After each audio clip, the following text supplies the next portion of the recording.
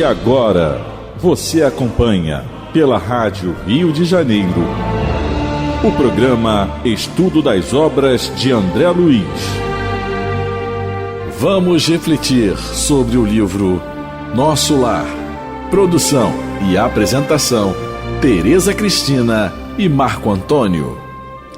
Amigos ouvintes da Rádio Rio de Janeiro, é com muita alegria que estamos aqui novamente, com a permissão de Jesus e dos bons espíritos, a fim de darmos continuidade ao estudo da vida do mundo espiritual através da obra Nosso Lar, que foi psicografado por Francisco Cândido Xavier e ditado pelo espírito André Luiz.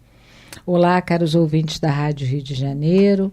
Vamos começar o nosso estudo de hoje por um novo capítulo, capítulo 20, Noções de Lar. No último programa, nós terminamos o capítulo 19 e a gente conversou sobre o que a dona Laura falou para André Luiz sobre o comportamento da neta dela, que a neta dela, demasiadamente ela se prendeu nas teias do amor próprio. A gente conversou que o amor próprio é algo necessário, porque uma pessoa sem amor próprio ela não consegue se desenvolver em nada, porque ela acha que não vale nada, que ela não tem capacidade de nada, isso é muito contraproducente.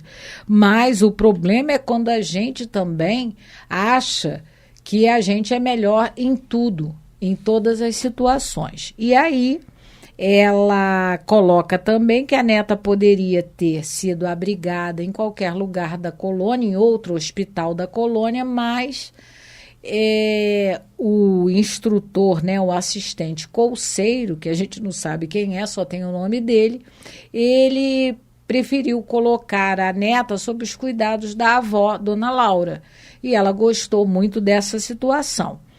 E aí também a gente comentou que o comportamento da dona Laura é um comportamento muito sábio e equilibrado, porque a dona Laura, apesar de ter um problema na mão, porque a neta poderia enveredar pelo caminho da revolta e querer ir embora da casa dela, a dona Laura diz que vai agir com serenidade e vai ter paciência, porque ela sabe que vai acontecer uma solução justa.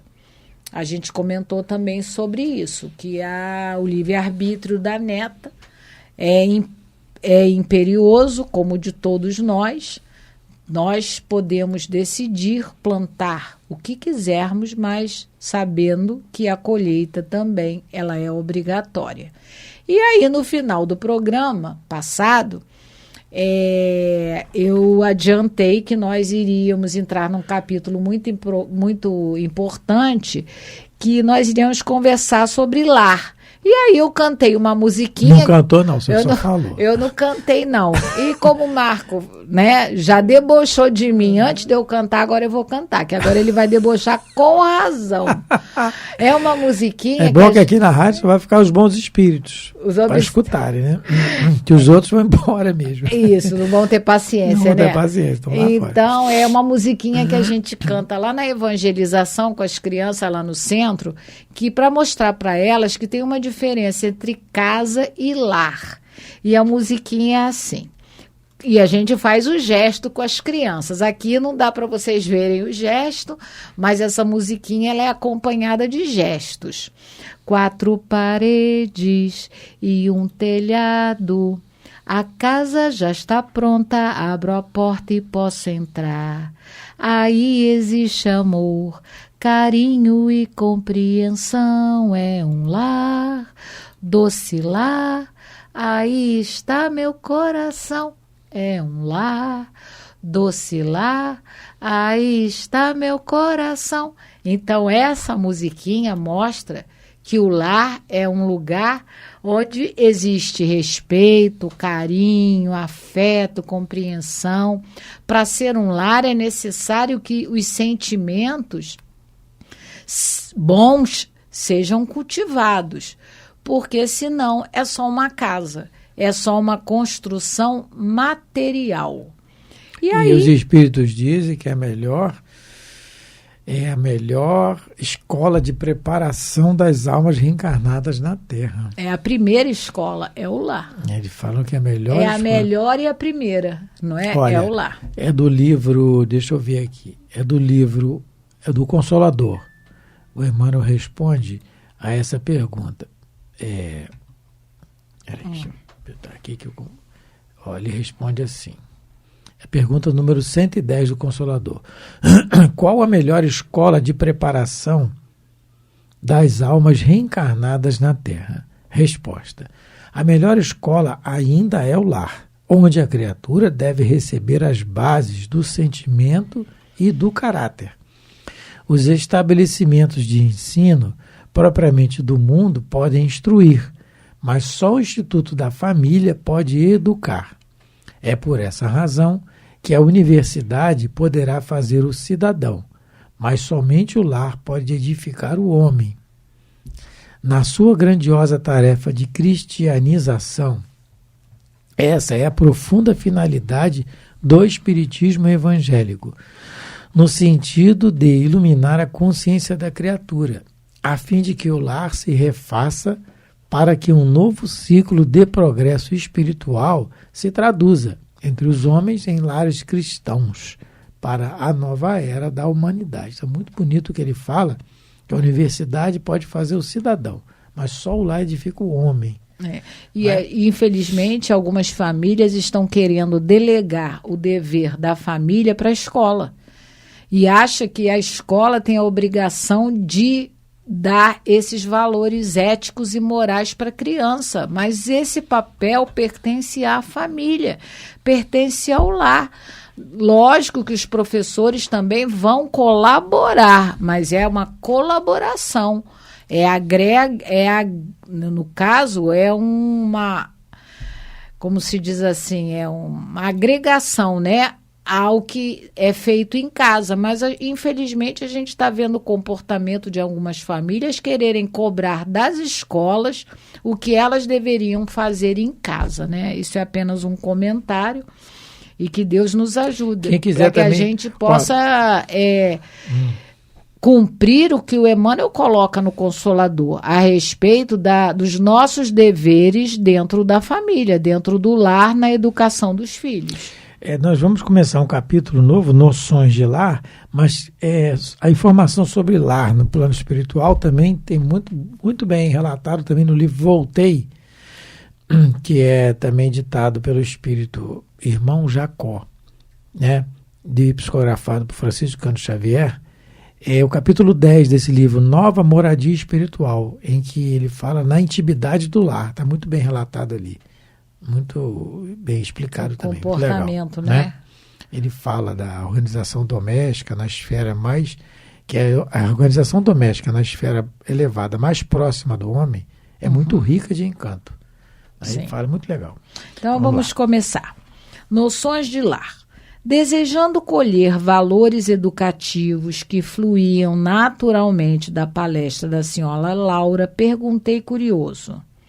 Desempenhando tantos deveres, a senhora ainda tem atribuições fora de casa? Porque ele viu que ela cuida da família, está cuidando da neta recém-desencarnada, daqui a pouco vai chegar a filha também recém-desencarnada, que precisa de atenção, não é lógico? É uma fase nova na vida do espírito, voltar para casa precisa de atenção, como um bebezinho, né, que nasce, que você precisa dar atenção, que tem todo um novo aprendizado a ser feito.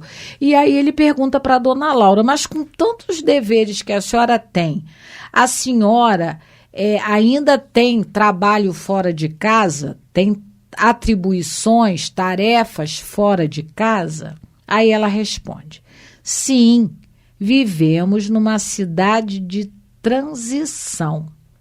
E antes que a gente continue, vamos explicar o que é uma cidade de transição, uma colônia de transição. É uma cidade, é um lugar, é uma colônia, onde aqueles que moram lá, que estão habitando lá, estão lá temporariamente. Alguns vão reencarnar, vamos dizer assim, na Terra, 99% volta para a Terra, e alguns conseguem ascender a colônias espirituais superiores. E talvez reencarnar até em outros orbes, como experiência. Mas, por isso, ela é considerada uma colônia de transição, né? Uma colônia, uma cidade de transição. E se existem cidades de transição, é porque existem cidades que não são de transição, que já são, como é que se diz assim? O contrário de transição, já são permanentes. Não é? No sentido de que, porque se ele diz, se no caso ela está dizendo para ele, a nossa colônia é uma cidade de transição, é porque existem cidades que já são permanentes, mas provavelmente devem ser cidades de espíritos felizes, celestes, que não precisam mais reencarnar, só voltam a receber um corpo em missão. E aí, no caso aqui, Teresa está colocando, transitoriamente os espíritos estão aqui em aprendizado constante para o seu benefício para quando for voltar. O André Luiz não é a situação do André Luiz não é a situação normal de todos os espíritos da colônia, não. Nós temos aí as câmaras de retificação, onde o André Luiz foi trabalhar. E todos vão voltar. E todos vão ter que voltar. Todos. Temos aqueles espíritos mais rebeldes, como o André Luiz teve contato com aquela senhora, aquele espírito que queria ajudar o filho, mas não pôde porque não tinha bônus hora, nós já lemos isso. E temos outras situações. Então são espíritos ainda inferiores, rebeldes, como o André Luiz, mas ele já numa situação diferente porque ele está obedecendo. Transição. Por exemplo, no livro Obreiros da Vida Eterna, tem um capítulo lá, Sublime Visitante. É um espírito que o nome no livro se chama Asclépio. Ele vai ao nosso lar levar uma mensagem de carinho, uma mensagem de amor, de estímulo, né, aos habitantes da colônia. Ele se materializa, né, espíritos doam fluidos, ele se materializa por um tempo e leva a mensagem. E o André Luiz vê tanta luminosidade, tanto brilho, que ele pergunta, de onde é isso, meu Deus do céu, me explica. E os espíritos explicam a ele, ó, esse aí mora em esferas onde já perdeu a noção de forma, como a gente entende, de forma de corpo. Alguma forma tem, mas a gente ele nem diz que a gente não vai entender. Então já perdeu a noção de forma. E vai reencarnar espíritos como esse, normalmente, ele diz lá, reencarnam de 800 anos, 1000 anos, se quiserem. Na Terra. Em missão, na Terra. Na Terra. Por exemplo, a gente pode citar um exemplo desse, né? Francisco de Assis, João Evangelista, que é Francisco de Assis, que reencarna no ano 1100, parece, 1000 alguma coisa. 1100 e pouco. Ele morreu com 100 anos, então faz ou menos essa faixa aí, 900 anos por aí, que ele ficou para reencarnar. Não, como Francisco? Ele foi João Evangelista, ele morreu com 100 e poucos anos, você entende? Morreu de velho. Foi o único apóstolo que não morreu de martírio. E nasce mil e poucos anos depois, como Francisco de Assis. Né? A Joana informa isso, o Divaldo nos fala. E é um espírito assim. Então, aí, mas quando o espírito desse quer, é porque Jesus quer também. A vontade dele coincide com a de Jesus, que não é o nosso caso, que não é o caso aqui da colônia. Tem que reencarnar. Uma hora vai ter que voltar. Por exemplo, outro lugar de transição, Hospital Correcional Maria de Nazaré, que está no livro Memória de Suicida. É uma colônia de transição. Os espíritos vão ter que reencarnar. Todos. Mas ali todos em expiação. Porque ex-suicidas. Todos em expiação. E nosso lar, a gente vai ver a mãe do André Luiz, ela está lá, ela não vai reencarnar em expiação, vai reencarnar como prova, ao que parece.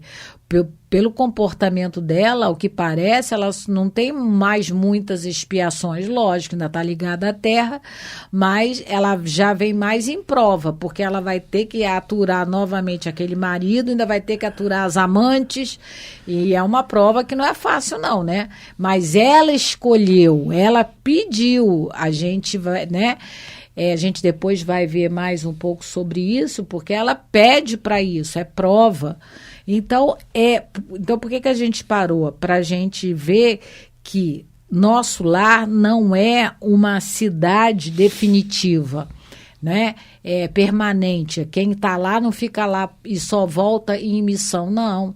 Todo mundo que está lá em nosso lar vai ter que voltar para a terra. Está lá estudando, se preparando, se aperfeiçoando para fazer a prova, não é? Porque é assim.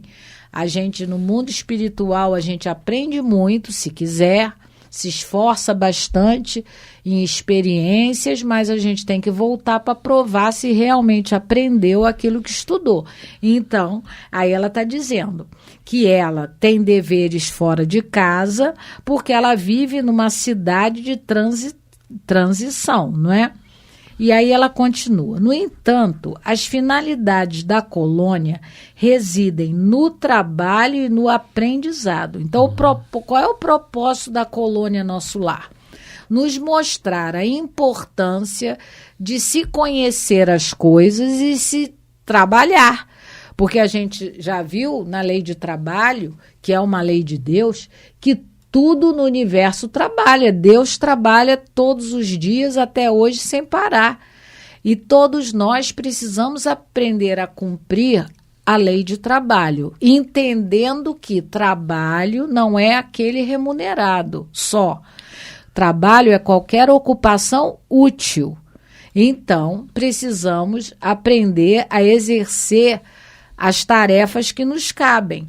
Então, o objetivo, o propósito da colônia Nosso Lar é ensinar que o trabalho é fundamental na vida de qualquer um, porque através do trabalho a gente desenvolve as nossas potencialidades, a gente desenvolve a nossa inteligência, não é? A gente melhora as nossas experiências, e em todos os livros do André Luiz, não é? A gente vai ver que ele dá essa importância e os mentores dele todos tentam passar isso para nós, que o trabalho e o aprendizado é fundamental. Tem um livro do André Luiz que o Calderaro, se eu não me engano, é no Mundo Maior, que o mentor dele é o Calderaro, né? Que o Calderaro fala para ele que toda conversação útil é trabalho, porque você conversando o bem, você está trabalhando, você está adquirindo experiências, você está renovando seus conceitos. Então, até uma conversação útil é trabalho. Então, agora, não é fazer fofoca, não é parar, né, ficar conversando só de... É porque eu não gosto, né? Futebol. Eu acho que é uma conversa inútil, mas enfim, tem gente que gosta, tudo bem. Mas o Calderaro, eu não vejo utilidade nisso, não. O Calderaro está repetindo aqui os Espíritos, no Livro dos Espíritos, na pergunta 322. Kardec pergunta assim: só devemos entender por trabalho as ocupações materiais? Não, a resposta é não. O espírito trabalha, assim como o corpo. Toda ocupação útil é trabalho. Então, a necessidade do trabalho, né? É o que ele pergunta na questão 320. A necessidade do trabalho é uma lei da natureza? Sim, e a civilização te obriga mais ao trabalho, porque ele desenvolve a inteligência, não é? Então, a lei do trabalho, ela existe para nos beneficiar. E o Emmanuel tem uma página sensacional. Ele tem várias sobre o trabalho. Mas tem uma aqui... Eles sabem que a gente é preguiçoso. Do livro Coragem. Tem que ensinar. Que tem a ver com o que a gente está colocando. O livro Coragem, o título é Trabalho Sempre. Ele fala assim: se a dificuldade te visita, elege no trabalho o apoio em que te escores e surpreenderás para logo a precisa libertação. Então, é aquilo que está acontecendo na colônia Nosso Lar. O trabalho lá, quando ela está falando, olha... a finalidade de estar aqui no nosso lar é trabalhar para aprender. E aprender. E aprender, trabalhar e aprender. A dona Laura só pôde acolher a neta em casa. E a filha daqui a pouco. E a filha vai acolher daqui a pouco, vai ser uma família só. O André Luiz está lá no meio caiu de paraquedas. Caiu de paraquedas. Mais ou menos. Mais ou menos. A casa não existe. Mas só conseguiu acolher pelo equilíbrio que ela tem, que ela já tem, dona Laura. E esse equilíbrio só foi conseguido pelo esforço dela no trabalho. A gente vai ver essa conversa com a Narcisa. Isso. Ele também com a Narcisa. E não é trabalho bobinho, não. É trabalho nas câmaras de retificação, onde estão os espíritos mais desequilibrados. Que você tem que demonstrar paciência, resignação e carinho para com eles. E aí você se desenvolve. É assim. Por isso a necessidade do trabalho. Por isso ela teve equilíbrio. Por isso ela pôde acolher a neta e agora vai acolher a filha, né? Quem novamente vai dizer isso para ele, mais à frente aqui a gente vai ver, é a enfermeira Narcisa. Ela fala para ele que ela também foi lá no ministro pedir que ela queria voltar em casa para ajudar a família. E aí a veneranda, ela foi falar com a veneranda, e a veneranda diz para ela, você me dá 10 anos de trabalho aqui no departamento de regeneração, né, que agora é o ministério, eu endosso qualquer pedido seu. Depois, porque esses 10 anos trabalhando no contato com espíritos rebeldes, revoltados, né, doentes, ela vai adquirir uma experiência tão grande que ela depois, com certeza, ela vai conseguir atuar em qualquer situação. Então, o propósito da colônia Nosso Lar é ensinar-nos o quanto trabalho é necessário e bom para todos os espíritos, e o aprendizado também, ele é muito importante. Porque o hábito, assim, você falou que ela endossa com 10 anos de campo, porque ela sabia isso, se ela ficar 10 anos lá, ela vai adquirir hábitos internos novos. E o Emmanuel disse uma frase muito bonita sobre o hábito. O hábito, o que é o hábito? É uma esteira de reflexos mentais acumulados. Tudo aquilo que a gente for fazer, mesmo contra a vontade, a gente vai fazendo no primeiro dia, segundo dia, primeira semana, primeiro mês, aí depois a gente vai operando constante indução à rotina. Então a rotina, no caso aí, nas câmaras que a gente vai ter que ter paciência, e se não pede para sair, e a gente ela ficando lá os anos que a veneranda pediu, ela vai adquirir hábito mental diferente, ela vai ver a vida diferente, aí ela vai se acalmar. Então, essa é a necessidade do trabalho no aprendizado, que o Emmanuel coloca aqui. Na questão porque o André Luiz já está achando que a dona Laura trabalha demais. Já tá achando. Ele já está achando, mas peraí, a senhora cuida da família, cuida dos mortos, Tereza, que estão chegando. E o Lísias, que a gente viu anteriormente? Ele é assistente social, enfermeiro, psicólogo. Eu esqueci o número de pacientes que ele toma conta, tá aqui no livro. A gente já leu. A gente já leu. Vários pacientes, o número grande, não para. Ele não para. Mas ele tem a hora de lazer dele, como nós já vimos aqui. E isso cai por terra a nossa ilusão de achar que quando a gente desencarnar, a gente vai descansar. Não vai. Essa frase que a gente inventou, foi invenção nossa, né? Porque Jesus disse que Deus trabalha todo dia, ele também. Essa história de descanso foi nós que inventamos, lógico. Então, essa história não existe. O descanso não faz parte das leis de Deus no universo. É o descanso em paz, né? É o descanso em paz. Nem descansar, nem estar em paz. Porque a nosso nível evolutivo, a gente ainda tem alguns acertos para fazer. A gente tem aí reencarnações pretéritas que é melhor a gente nem falar sobre elas. Se você desencarnar e você puder descansar um pouco e estar em paz, isso é pouco tempo. Logo, logo você vai trabalhar. Logo, porque não vai ter mais o corpo. Não vai ter, mas você já fez isso aqui. Quem faz isso já fez isso aqui. Jesus falou isso. Todo mundo trabalha. Pai trabalha. Estamos terminando o programa, mas olha só. Divaldo Pereira Franco, um homem que dedicou literalmente a vida ao próximo, né? Na seara do espiritismo. O homem trabalhou muito, muito. Pega a vida do Divaldo, meu Deus, é um exemplo para todos nós. Desencarnou, ele vai descansar um pouquinho, tudo bem, mas já vai trabalhar, com certeza. Isso. É que a gente é preguiçoso e inventa essas coisas. A gente inventa. Olha, vamos agradecer aos ouvintes a paciência, o carinho, desejando a todos muita paz. Fiquem com Deus. Muito obrigado pela atenção, pelo carinho, pela paciência de nos ouvir. Fiquem com Deus. A Rádio Rio de Janeiro apresentou o programa Estudo das Obras de André Luiz. Produção e apresentação, Tereza Cristina e Marco Antônio.